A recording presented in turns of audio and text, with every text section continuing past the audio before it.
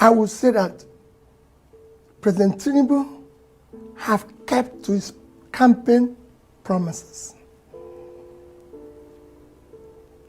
Throughout the campaign, he consistently maintained that he will continue from where Buhari stopped. And that is done very well. I would say excellent. I'll give him excellent pass mark. And it's very simple. It's chance. Dollar was 460, is now 1,005. Fuel was 238, is now about 700. Diesel was 844, is now 1,415. A bag of rice is 35,000, is now about 80. A bag of beans was similar, 35, is now about 90. Gari was 27.28, is now 49.50. A tuber of yam was about 2,007 to 3,000, now is about 10,000. Tomato basket is about 40,000, that is over 150,000. Electricity is 66 kilowatts, is now over 200. You can go on and on. Our debts, even bread, which is a basic thing other countries that subside, like Egypt, bread, smaller, medium bread was 450 naira. It's not 900 naira. The big one is 900, is 1,005. Our debt, like I mentioned, was 87. By end of last year, it was actually 97. The highest we've done within that short period. Now is about over 100 trillion.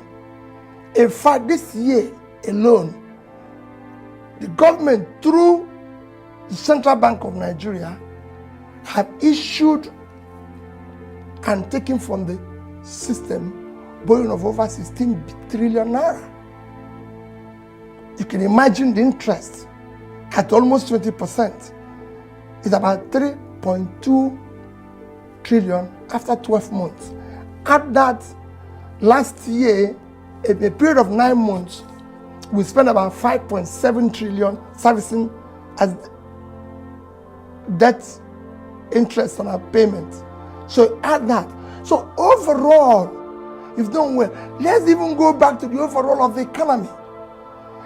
By the time he took over last year, we were still the biggest economy in Africa with $477 billion as our GDP, followed by South Africa, Egypt, Algeria, and Morocco.